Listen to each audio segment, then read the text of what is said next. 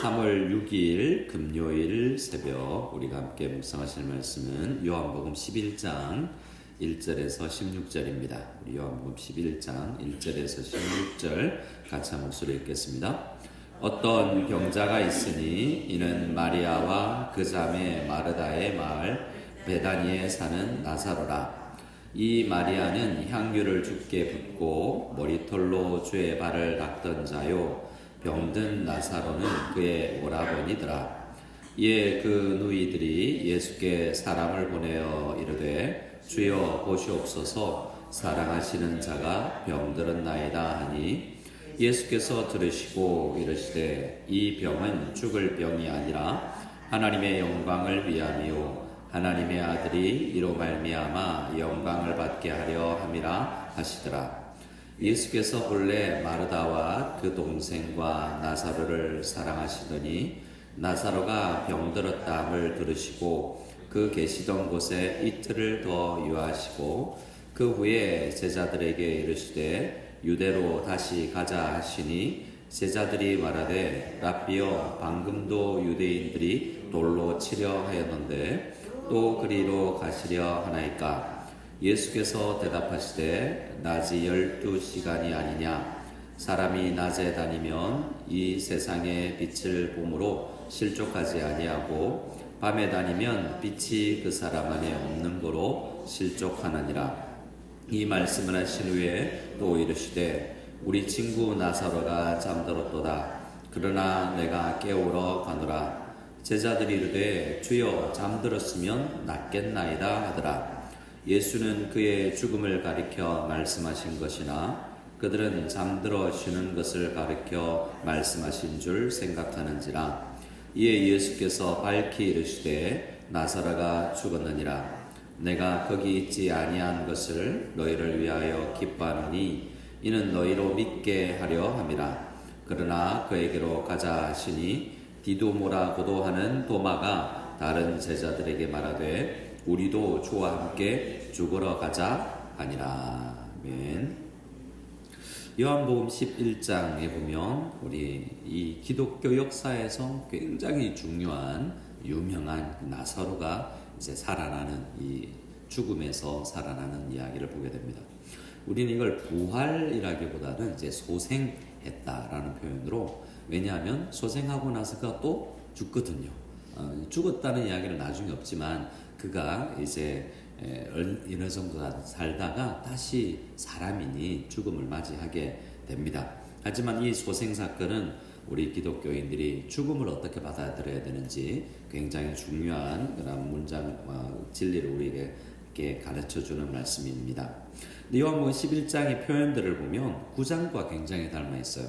제일 먼저 9장에도 한 맹인이, 어떤 사람이 있었다라고 이야기를 하죠. 맹인이 날 때부터 소경된 자가 있었다라고 이야기하는데, 오늘 11장에서도 어떤 병자가 있었다, 그 사람은 누구다라는 것을 이야기해 줍니다. 그리고 9장에서 그 사람에게 있는 보지 못하는 소경의 문제가 어떤 누구의 죄 때문이 아니라 하나님이 하실 일을 나타내고자 그가 소경인 것이다 라고 이야기하죠. 오늘 나사로가 병든 것은요, 이 4절의 말씀에 보면 이 병은 죽을 병이 아니라 하나님의 영광을 위함이다 라고 이야기를 하고, 예수님께서 이 일을 통해서 영광을 받으시게 될 것이다 라고 이야기합니다.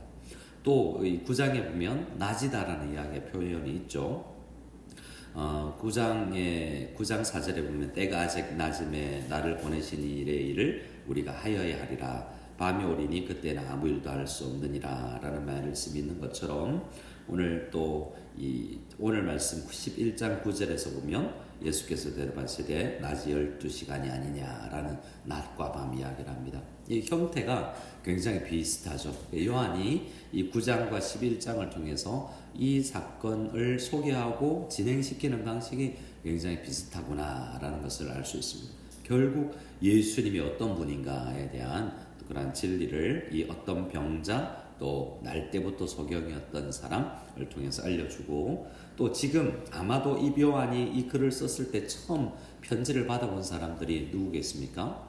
요한에서 이야기하는 요한 서신을 읽었던 사람들은 이 요한 안에 보면 출교당하고 그렇지 않습니까? 근데 이 사람들도 지금은 유대인들하고 섞여서 살고 예수님의 제자들도 이단이라든지 뭐 이런 게 아니라 다 유대인이고 유대교 지키고 또 유월절 절기들을 지키는 유대인입니다. 근데 이 글을 받았을 때는 대부분 유대교에서 나와서 이제 교회를 만들었던 때죠. 그만큼 출교당한 사람들이 어떻게 유대교 안에서 우리들 자신을 어떻게 여기며 살아갈 것인가, 이런 이야기도 많이 요한복음에 들어있고요. 이 병자였던 죽었던 나사로도 살아나서 지금 그들 가운데 여전히 살아있을 때였을 수도 있습니다. 그리고 이 유명한 사건이기 때문에 말만 하면 다 아는 사건이죠. 소경이었던 사람도 이제 눈을 뜨고 장로님이 되었든지 선교사가 되었든지 유명한 상태겠죠. 자, 그래 다 아는 사건이라는 것을 어떻게 알 수 있냐면, 자, 2절에 보면 이 마리아는 먼저 1절에 병자의 이름이 나사로라고 이야기하고 나사로에 또 누이들이 마리아와 마르다가 있다고 이야기하고 나서 2절에는 마리아가 또 누군지를 소개하죠. 2절을 같이 한번 읽어볼까요? 이 마리아는 향유를 주께 붓고 머리털로 주의 발을 닦던 자요, 병든 나사로는 그의 오라버니더라. 2절 표현을 보면 옛날에 이런 일이 있었지, 이런 표현으로 읽히죠. 이전에 마리아라는 사람이 있었고 병든 나사로가 있었고 마리아는 예수님에게 향유를 부었고 머리털로 닦았던 놀라운 일을 했던 사람이다 라고 알려주지 않습니까? 그런데 요한복음에 이 이야기가 12장에 있어요. 그러니까 이 글의 서술로 따지면 아직 이 당시에는 일어나지 않은 거죠. 하지만 요한복음 읽었던 사람에게는 그 말이야 라고 유명한 사건이라는 것입니다. 그들에게 이미 잘 알려져 있는 일이고, 그러나 그 일을 통해서 이런 진리가 드러났다라고 그들에게도 우리에게도 알려주는 것입니다. 자, 지금 현재로는 이 나사로가 병이 들어있고요. 누이들은 굉장히 예수님 빨리 보내야 되겠다. 나중에 이 사건을 통해서 마리아와 마르다가 굉장히 예수님을 잘 믿고 있는데 그들이 한층 더 신앙교육을 잘 시켜주는, 업그레이드 시켜주는 장면을 보게 됩니다. 지금 현재 그들의 상황은 뭐냐면 예수님 가까이서 죽는 사람이 없다. 예수님 앞에 있으면 아무도 죽은 사람이 없다. 그러니까 예수님을 빨리 모셔와야 된다. 그러니까 예수님이 병을 치유하고 또 나중에 마르다의 고백을 보면 마지막 부활 때는 다 부활합니다. 이런 대단한 믿음을 가지고 있어요. 하지만 이 사건을 통해서 그들의 믿음이 한층 더 업그레이드 되는 것을 보게 됩니다. 우리도 마찬가지여서 우리도 신앙생활을 10년, 20년, 40년, 50년 우리가 하다 보면 그 정체성이 언젠가 있을 수 있는데요. 정체되어 그 상태를 뛰어넘어서 조금 더 도약해야 될 신앙생활을 해야 될 필요가 있습니다. 좋은 신앙이지만 더 성장하는 것을 주님께서 기뻐하시는 것이죠. 우리 운동을 해보면, 제가 운동 이야기하기는 참 부끄럽습니다만 이제 요즘에 운동을 해야 되는데, 어릴 때 열심히 젊을 때 운동할 때 보면 이 근육이 우락부락하는 그 근육들은 침에 지나도록 근육을 많이 한번 썼을 때 그때 근육이 팽창하거든요. 또 어떤 운동이든지 어떤 정체기가 있습니다. 어떤 공부를 해도 어떤 정체기가 있죠. 그러나 한순간 또 그 과정을 잘 보내면 또 도약하는 것을 보는 것처럼 우리의 신앙도 그렇게 도약해야 될 것입니다. 4절에 이제 사람들을 보내서 사랑하시는 자가 병들었습니다. 이름을 대는 게 아니라 예수님이 사랑하신 특별한 대상을 가지고 있는 베다니에 사는 그 나사로가 병들었습니다. 빨리 가주셔야 되겠습니다. 라고 친분을 통해서도 그렇게 초대를 하고 있죠. 그런데 예수님께서 이렇게 이야기합니다. 이렇게 이야기하면 주변 사람들이 어떻게 이해하겠습니까? 한번 4절을 읽어보겠습니다. 예수께서 들으시고 이르시되 이 병은 죽을 병이 아니라 하나님의 영광을 위하며 하나님의 아들이 이로 말미암아 영광을 받게 하려 함이라 하시더라. 여러분, 자, 지금 우리 가족이, 우리 어머니가, 우리 아들이 아파요. 예수님이 오면 분명히 낫겠다는 믿음이 있습니다. 근데 예수님이 가보니까 이 병은 죽을 병이 아니다. 하나님의 영광을 위함이다 라고 이야기하면 이 소식 전하러 왔던 사람들이 어떻게 하고 가겠어요? 지금은 정말 내 눈에는 죽을 것 같았지만 예수님 말씀이 죽지 않은 병인구나 라고 생각하고 그냥 돌아갔을 가능성이 있지 않습니까? 그런 것처럼 대부분 사람들도, 제자들도 그렇게 생각했을 거예요. 자, 그런데 5절에 보면 예수께서 본래 마르다와 그 동생과 나사로를 사랑하시더니 나사로가 병들었다함을 들으시고 그 계시던 곳에, 지금 어딘지는 알려져 있지 않습니다. 한 하루길 정도는 되는 것 같아요. 그 이틀을 더 유하십니다. 며칠요? 이틀을 더 있어요. 나중에 보면 이제 죽은 지 나흘째 되는 날에 지금 예수님께서 그 시신을 마주하고 냄새가 나는, 썩어서, 유대인들은요 날씨가 대부분 덥기 때문에 당일날 장례를 지냅니다. 당일날 1일장에, 우리는 3일장 5일장 이렇게 하는데 유대인들은 죽은 날 바로 무덤에 묻게 되는 거죠.